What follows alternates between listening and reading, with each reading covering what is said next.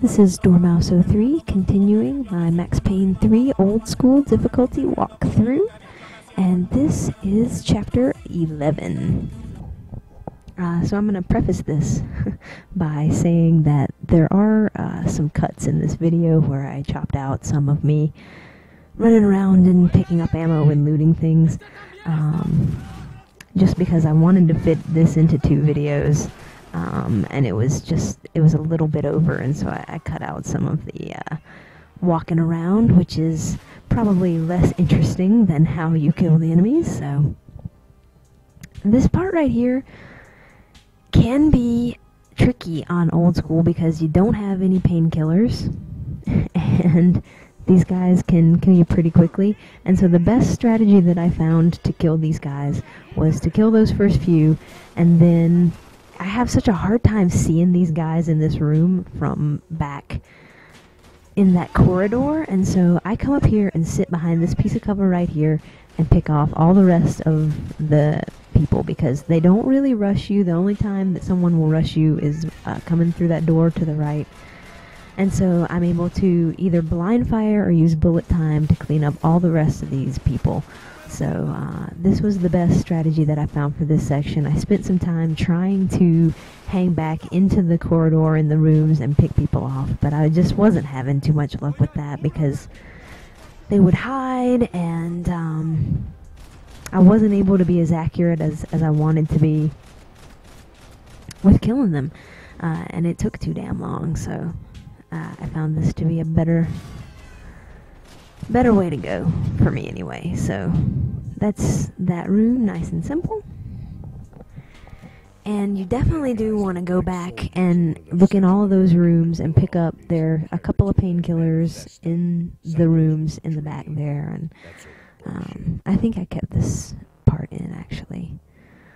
There's not one in every room, but there are, I think, 2 in a couple other rooms. So yeah, this level has some fun sections, some really, manageable fights like that one right there, and it also has some really shit sections where you just hate the developers for doing it to you, and those are more toward the second half of the mission. But this is an interesting bit of story. So you get on this boat, and this is your second mission with Passos after you guys leave New Jersey. And so I think this is the last of the kind of flashback areas showing you how Max got hooked up with Passos. And this is their second mission with him. You don't actually do the first mission because apparently it was just having sex with people, and and that was easy. And he makes mention to it, which is kind of funny. But you don't actually get to play that one, which is, I don't know.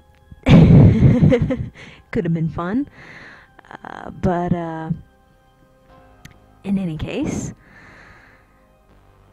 this is what you're doing, and you learn that some shady things are happening in this mission that you didn't notice before, but Max thinks about reflecting back on it, that something wasn't actually on the up and up with this, and he was too drunk and too burnt out and didn't really care too much at the time to think too hard about it. But he is noticing as you're going back through this flashback how things are kind of wrong.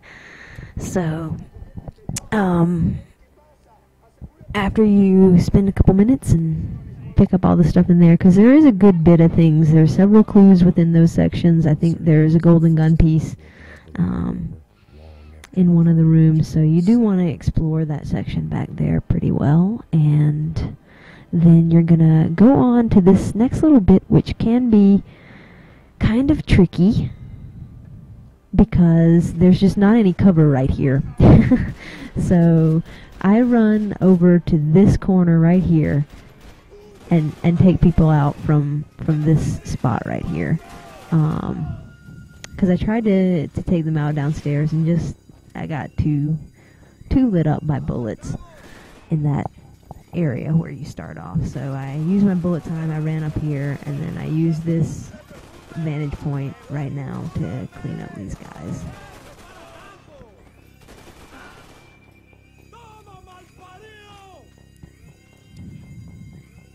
And I love how the last person in the room is always hard to find.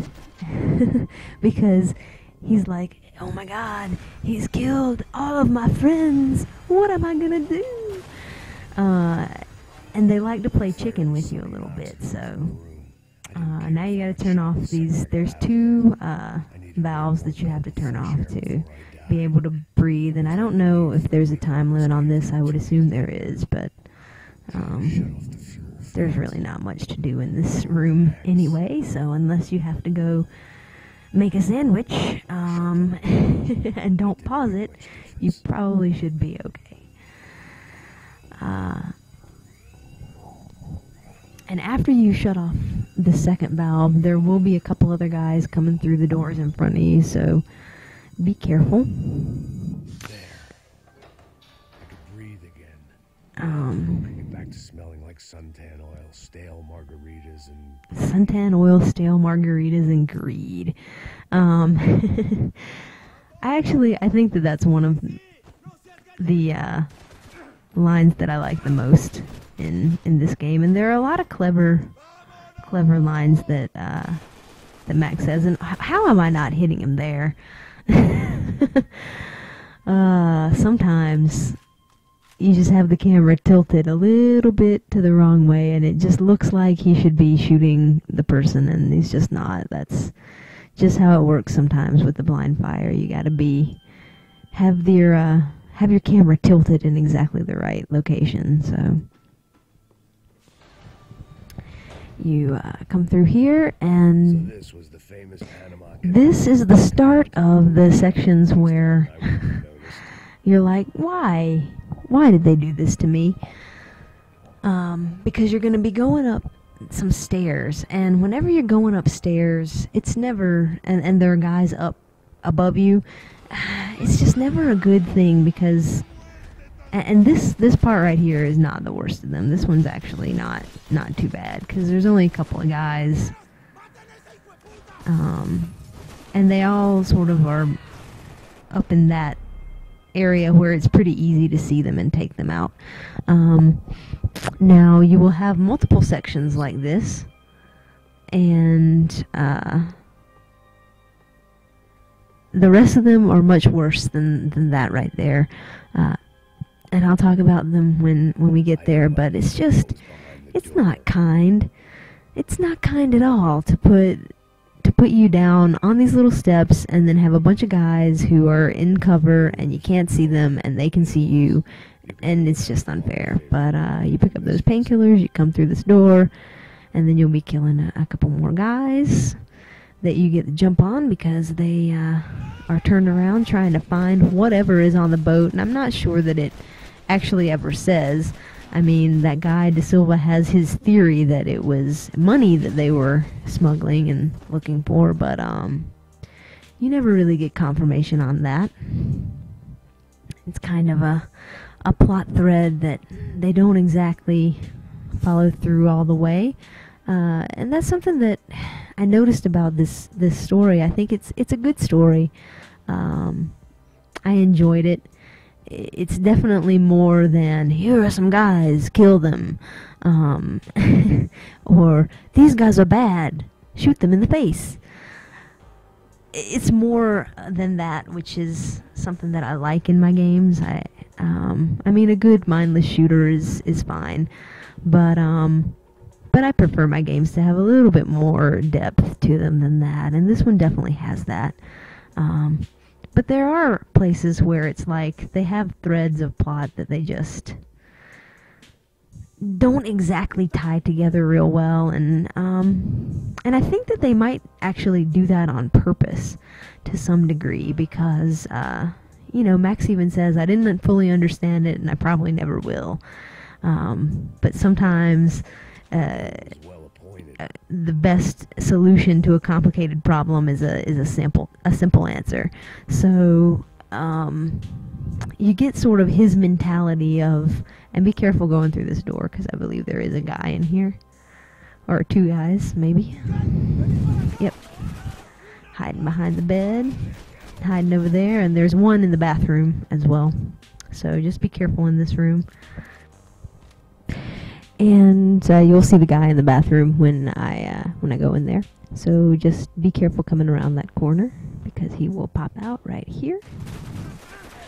So anyway, about not tying everything together, I think to some degree they do that because Max is of the mindset, you know, I may not understand everything that's going on, and I may not ever understand everything that is going on, but I know that these people are doing bad things. They're up to some nefarious shit, and they need to be stopped. And they made it personal with me by setting me up as their fall guy because they correctly assumed that I may be too drunk and dumb to question what was going on. And they expected me to get killed, but I'm a little bit tougher than that, so now it's personal, and I'm going to kick their asses. So the mistake they made was not realizing just how capable Max can be. So here we go. This is one of the sections that sucks. So once you kill those two guys that come down there after you, there are several guys up these stairs, and it's just so hard to see them. So you want to take out the person that's up on the balcony in the middle, from where I did, kind of down in the middle area there. And then you want to come around and just be really careful, peek your way out, and try to take care of the guys up here. And that guy will come up from the side. And there are guys who will try to kill you. They'll get up in that middle section, sort of right to my left. Right to my left. Beautiful directions. To my left. Right there. And so you want to be careful of them, because they can do some serious damage if they get by you and out of your peripheral vision and you don't see them. So you want to be careful of them. And then it's these guys back behind those counters that are going to give you the most problems, or at least they did for me, because they're in cover. You can't really see them. They're on either side. So it's just hard to manage this fight. Because you can't come up one side and try to peek around the corner and get the person on the other side, because there will be somebody on your side shooting at you. So manage this as best you can. Once I got up into this cover, I think it was okay, but you might want to try to use bullet time to get to that area, because that can be tough. But I'll see you in the next section. Thanks for watching.